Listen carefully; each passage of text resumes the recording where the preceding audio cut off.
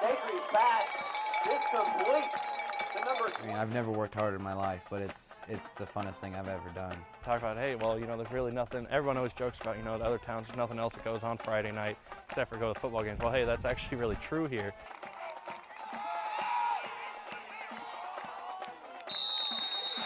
Oh, I think there's a lot of resistance, and still within the communities, I think you'll find some of the older people still feel that maybe they shouldn't be together. It's hard to, it's kind of like maybe asking a Cub fan to all of a sudden be a Cardinal fan.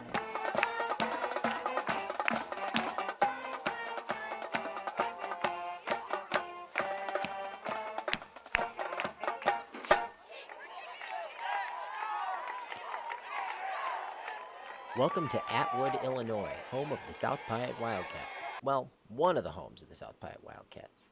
You see, the Wildcats are actually a co-op football team, meaning a team comprising players from two different high schools, Bement and Atwood Hammond, two schools that had been long-standing rivals until they joined forces on the gridiron. So, what brought these two foes together? What I've been told, it was kind of Atwood reaching out to Bement. They were low on numbers. Bement was struggling, they were low on numbers, and because of the past history, they decided to create this co-op agreement. You could use pretty much any cliche you've heard about middle class, Midwest, small town America when describing either of these towns. It's a nice place to be. People are nice. They come out and support the team now. Blue collar, hardworking, just kind of get after it mentality, and that's what we've got, and I like that. However, this isn't Pleasantville by any stretch of the imagination. Both of these towns have been hit particularly hard by the economy, dealing with growing unemployment and populations that have shrunk by at least 5% since 1990.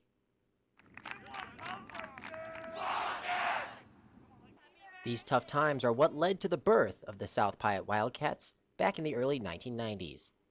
And with the tradition that these two communities have, there's no way they'd get rid of football.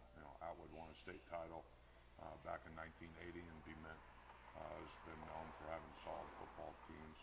So the communities wouldn't give it up, the schools wouldn't give it up. I think we need each other. Without them, we wouldn't exist, and without us, they wouldn't exist. So, with our co-op, we have to have it.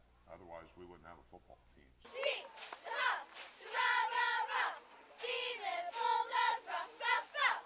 Cooperative teams like South Piatt are by no means an obscure thing in the state of Illinois. In 1988, the IHSA passed a bylaw allowing members with enrollments of 658 or fewer to combine forces in any sport. In that first year, there were only 30 football co-ops. That number has now expanded to 51.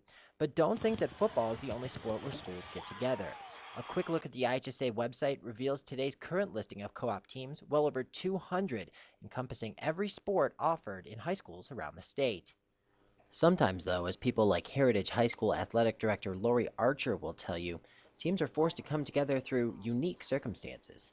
We were seeing a decline in the numbers, and then towards the end of the season, we had a couple of the kids get into some trouble. We had to do some suspensions, and as a result of that, we were forced to forfeit the last 3 or 4 varsity games because of lack of numbers, and the kids that we did have were younger kids, and we were fearful of injury. So we went ahead and canceled the season, and then that's what brought about the co-op talk, because we weren't sure where we would be the next year. Archer's Heritage Hawks teamed up with the Shiloh Raiders based out of Hume to form the East Central Panthers. As soon as sports are together, we're all really close. We all hang out outside of school. Every weekend, we're basically together all the time. And with camaraderie comes opportunity. At least that's what most local administrators will tell you when you ask them why they go the extra mile to form these co-ops. I guess the primary focus, number one, is what we can give the kids an opportunity to participate in and have a sport. I think it's necessary because you see a lot of these schools, when I was in high school, if you were a high school of 200 students, you played football. Now, we have small schools that have cross country. We have small schools that have golf. We have small schools that have soccer. So I see the co-ops as necessary for the small schools to survive. The process of bringing two schools together to play ball is a complex one at best. The first step is finding that ideal partner to work with. When we first did this, the superintendent, the principal at Armstrong, was also a referee, and one of his comments was, knowing the county, knowing the athletes, that our communities had enough in common that our kids would go together better than maybe those other two towns. The student bodies were very similar. They had very similar backgrounds and morals and ethics and all that. Whenever you've got mutual need, it helps. After finding that perfect partner, next comes the unpleasant part, the paperwork, of which the IHSA requires a ton. Schools will need to complete an application. They'll need to turn in an intergovernmental agreement, which is really just a contract between all the districts that are involved that spells out how the cooperative team's going to be run. And we ask them to submit that more for their protection than anything else. Makes folks formalize things beyond just a handshake agreement that we're going to form this volleyball team or this football team. And like with any contract, come the decisions and the divvying of responsibilities that can often cause headaches.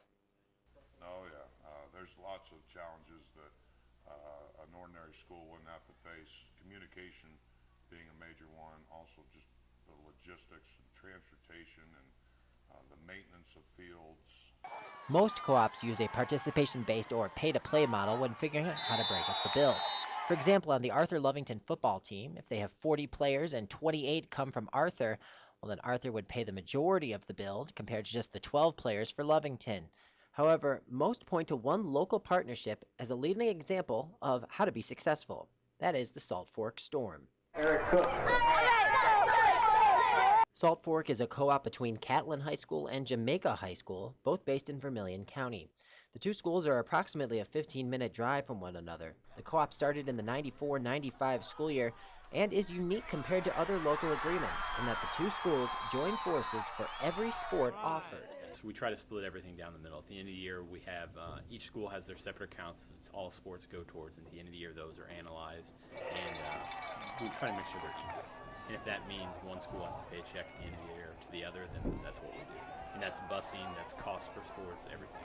You know, at some point in time, somebody just bit the bullet and sold it, and and obviously they've been successful. And I think that's probably the best way to do it. I'm here in Bement for just an average everyday practice for the South Piatt Wildcats. But for teams that are in co-op arrangements, pulling off something as simple as practice requires a lot more than simply strapping on the pads and tossing around the pigskin. Worst thing is definitely the traveling. Every day having to go to Shiloh and bus back, oh, that's definitely the worst. Bus rides to practice every week. It's tiring. Most local co-ops try to break up the travel time as evenly as possible. At Salt Fork and South Piatt, for example, each team follows a schedule where they'll practice 1 week at one school and then the next week at the following school, and vice versa. However, when up to 45 minutes of your life on a daily basis is spent looking at things like this, and this, and this, it can get pretty boring and pretty tiresome. Going back and forth, it really, if not done properly, is going to take a toll on people, and your numbers would suffer. But it is a big deal, especially with us because we're also a consolidated district. So we have a lot of our athletes live in Homer, and so then they get shuttled here for high school, and then they get shuttled to Shiloh for practice or for a ball game. And in the meantime, then we've got our heritage volleyball players that are having practice here. They have to wait until the football shuttle gets back here to take them to Homer. And, it is a big deal. 6 years ago, we started practice at 3:15. Now we don't start till 3:45. These kids are used to it, but the Armstrong Potomac kids, they're sitting on a bus for 25 minutes before and after practice. So it changes how late they get home. You worry about supper and studies. When it boils down to it all, pretty much every issue revolves around constant communication between staffs at both schools, the IHSA, the student athletes, and anyone involved with the teams. Yeah, I'd say probably the hardest thing is, being organized and communication. I told you before, I think that the biggest negative for us is our head coach isn't located in either building.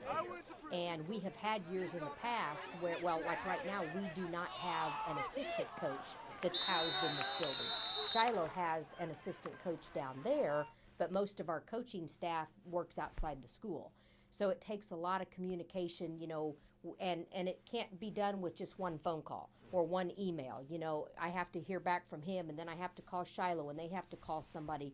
And I just think it would be a lot easier, and I think it would be better for the kids too if we could have somebody that would be in-house. But it did require more coordination, and you know, and that fell on my shoulders to a certain extent. Certainly the games, because we were so small. The principal is the person who has to be at the game, because my athletic director was also a coach. And so he, you know, often he was off coaching a team, so it meant, you know, I had to be there supervising. And one of the things that we'll fight is when the administrators at these schools move on, we sometimes see a slippage in the renewals or the continuation of these co-ops, oftentimes because the new administrative folks who come in aren't always being brought in from the inside. Sure. And so when these new folks come in, they don't always know about where these cooperatives, if they existed, or where they're at in their cycle, if they need to be renewed. Sometimes that breakdown in communication can lead to a rather sticky situation. We were supposed to switch over, and our practice was supposed to be at Shiloh for the first time. Well, we sent our kids to Shiloh. Shiloh sent their kids here. They passed midway, didn't know what was going on, and then the coach, you know, got here and said, oh, well, I told Shiloh to come here, but I thought I would get here in time to tell the kids not to go to Shiloh, so it was just a waste. Others also feel that by not having a coach in each school, the kids are the ones that get shortchanged with the personal relationships. But most of the sports, the coaches are our staff members, our teachers.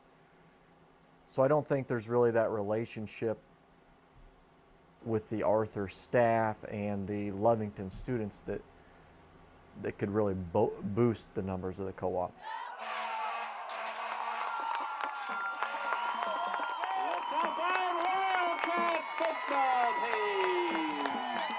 Another often heated issue when it comes to these mergers are what exactly to name the new team. There's not really a good fit when it comes to Cardinals and Wolverines, so how do you go about creating a whole new identity? We came up with a couple of possibilities for the kids, and then we let them, you know, have a little bit of a voice in it. In the end, it was the administration that came together and made the final choice. But by creating this new unified banner, do you lose a little bit of your own individuality and school pride? Senior quarterback Kobe Brown of the Panthers thinks so. Yeah, kinda, like that, more sense of just the school, because this is more, I don't know, like there's still a lot of pride, but I think it'd be just more school-wide if it was just a non-co-op sport. But Archer also says that having the two identities can present a bit of a dueling crisis at times. It's kind of hard to be at a, you know, a heritage volleyball game or a boys or girls basketball game and see our kids sitting with East Central clothes on, when to me it's a heritage game. It's not an East Central game. I think that's fine if you want to wear it to the football games or the baseball games, but when it's here and it's our sport, I feel like the kids should wear our heritage things. Salt Fork and South Piatt utilized similar methods to make sure both communities felt involved in the change. A flip of the pages through an old Catlin High School yearbook in 1995 shows you just how excited the student body was initially for the change. The two administrations at Catlin and Jamaica did throw out a few ground rules, though. Neither mascot from each existing school could be used, or the colors. It was entirely up to the students to create something new. So far, we've heard a lot from players and coaches about the opportunities that co-ops provide to the student athletes. A perfect example of that is the Milford Cissna Park Bearcats. Up until 2 years ago, half the players on this football field never had the opportunity to play high school football until a co-op came into their lives. Well, it's good because it's something new, and I like doing it, and we've never had the chance to do it before, so I really enjoy playing. I think a lot of us do. Milford and Cissna Park started their football co-op in the fall of 2009. Milford was low on numbers. Cissna Park had never had a football